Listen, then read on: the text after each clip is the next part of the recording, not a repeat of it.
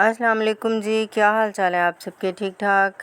آپ کے لیے تاریخ کے جھروکوں میں سنجوکتا پرتھوی راج ہمارا آج کا ٹاپک ہے۔ آئیے شیئر کرتی ہوں۔ دلی کی حکومت خاندان ترنور سے خاندان چوہان میں منتقل ہوئی۔ خاندان چوہان کے 7ویں بادشاہ کا نام رائے پتھورائیا پرتھوی راج تھا۔ وہ ہندوستان کا آخری ہندو بادشاہ ٹھہرا اور اس کی بیوی سنجوکتا ہندوستان کی آخری ہندو ملکہ بنی۔ سنجوکتا دلی کی ہمسایہ ریاست کنوج کے راجا جے چند راٹھور کی بیٹی تھی۔ جے چند کی پرتھوی سے سخت دشمنی چلی آ رہی تھی۔ باپ پرتھوی کا سخت دشمن تھا اور سنجوکتا پرتھوی پر جان دیتی تھی، لیکن سنجوکتا نے پرتھوی کو دیکھا نہیں تھا، البتہ اس کی شجاعت و بہادری کے بہت سے کارنامے سن رکھے تھے۔ انہی کارناموں نے سنجوکتا کو پرتھوی کا دیوانہ بنا رکھا تھا، لیکن اسے یہ بھی یقین تھا کہ وہ اسے کبھی نہیں پا سکے گی۔ سنجوکتا کو اپنے باپ سے بات کرنے کی ہمت تو نہ ہوئی، لیکن اس نے اپنی اندیکھی چاہت کی بابت اپنی ماں کو آگاہ کیا اور ان سے مدد کی درخواست کی۔ کنوج کی مہارانی ہونے کے ناطے وہ بھی پرتھوی کو اپنا دشمن سمجھتی تھی، لیکن ماں ہونے کے ناطے اس نے راجا سے پرتھوی اور سنجوکتا کے رشتے کی بات کی۔ راجا بات سنتے ہی بھڑک اٹھا اور بولا، بھگوان کی سوگند، میں سنجو کو اپنے ہاتھوں سے قتل کر دوں گا، مگر پرتھوی سے اس کی شادی نہیں کروں گا۔ لیکن مہارانی نے پھر ہمت کر کے کہا، ایک نہ ایک دن ہم نے سنجوکتا کو اپنی دہلیز سے رخصت کرنا ہی ہے۔ رہ گئی دشمنی کی بات، تو پرکھوں سے روایت چلی آ رہی ہے کہ بیٹیاں لے کر یا دے کر دشمنیاں ختم کی جاتی رہی ہیں۔ اگر ہم بھی ایسا کر لیں گے تو کوئی انہونی نہیں ہوگی۔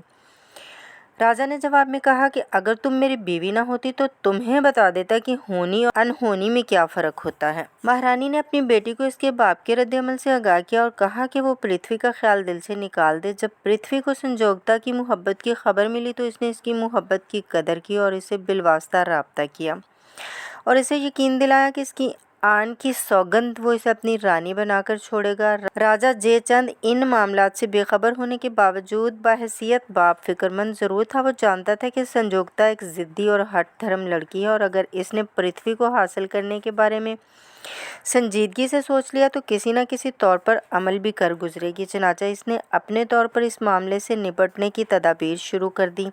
اتفاق کی بات یہ تھی کہ کنوج کے راجا کی حیثیت سے اس نے اکثر ہمسایہ ریاستوں کے راجاؤں کو شکست دے کر انہیں اپنے زیر اثر کر لیا۔ اس خوشی میں اس نے ایک جشن عظیم کا اہتمام کیا جسے ہندو راج سوگج کا نام دیتے ہیں۔ اس جشن میں دور اور نزدیک کے راجاؤں کو دعوت عام دی جاتی۔ اس دعوت میں میزبان مہمانوں کی خدمت خود اپنے ہاتھوں سے کرتا اور جواب میں وہ راجا کی اطاعت قبول کر لیتے۔ جشن کے ایک حصے کے طور پر سنجوکتا کے لیے سوئمبر یعنی دلہا چننے کے مقابلے کا بھی اہتمام کر ڈالا، تاکہ ایک طرف تو دنیا کا سب سے بڑا راجا بن جائے گا اور دوسری طرف سنجوکتا اور پرتھوی کی محبت کی صورت میں لاحق خطرے سے نجات حاصل کر لے گا۔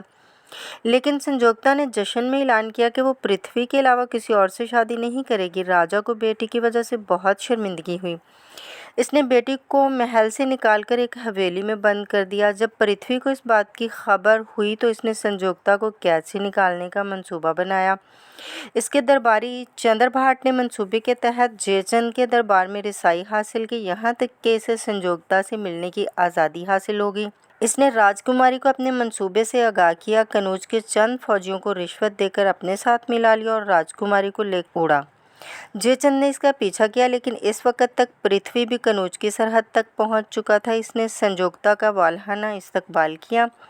جے چند اور پرتھوی کے درمیان جنگ ہوئی۔ سنجوکتا نے پرتھوی کا پورا ساتھ دیا اور باپ کے خلاف تلوار سونت کر مقابلہ کیا۔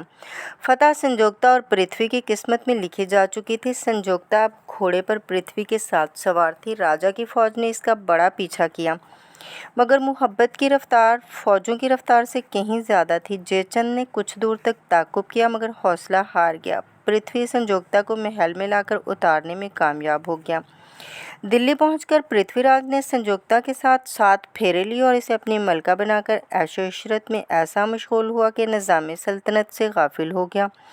سنجوکتا بھی پرتھوی کو پا کر دنیا بھول بیٹھی۔ پرتھوی کی سلطنت سے غفلت کی خبریں شہاب الدین غوری تک بھی پہنچ گئیں، جو اس وقت غزنی کا بادشاہ تھا۔ ادھر جے چند نے بھی اس کا ساتھ دینے کا فیصلہ کیا۔ پرتھوی کا یہ حال تھا کہ اس نے حکم دے رکھا تھا کہ کوئی بھی اس کی اور سنجوکتا کی خلوت میں دخل نہ دے اور نہ ہی کوئی ناخوشگوار خبر اس کی رانی کے گوش گزار کی جائے، لیکن غوری کی سپاہ سلطنت کی طرف بڑھتی چلی جا رہی تھی۔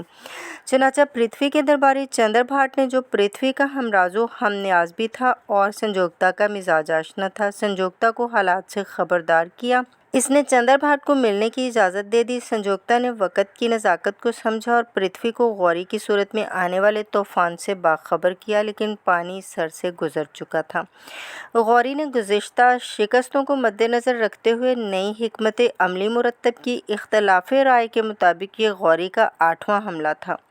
پرتھوی کو امید تھی کہ وہ اس بار بھی غوری کو شکست دے گا اور وہ تھوڑا سا لشکر لے کر ترواڑی یا ترائن کے مقام پر پہنچ گیا۔ راجا جے چند ہر جنگ میں اس سے پہلے غوری کے خلاف پرتھوی کا حلیف تھا، لیکن اب وہ غوری کے ساتھ تھا۔ پرتھوی اس جنگ میں مارا گیا۔ اس طرح پرتھوی ہندوستان کا آخری ہندو حکمران ثابت ہوا اور اس کی بیوی سنجوکتا ہندوستان کی آخری ہندو ملکہ بنی۔ پاکستان کے نامور ایٹمی سائنسدان ڈاکٹر عبدالقدیر خان نے اس بارے میں تحقیق کی اور شہاب الدین غوری کی قبر تلاش کر کے اس کا مقبرہ بنوایا۔ پاکستان کے پہلے ایٹمی میزائل کا نام غوری رکھ کر بھارت پر ثابت کر دیا کہ جنگ ترائن دوبارہ بھی دہرائی جا سکتی ہے۔ اللہ حافظ۔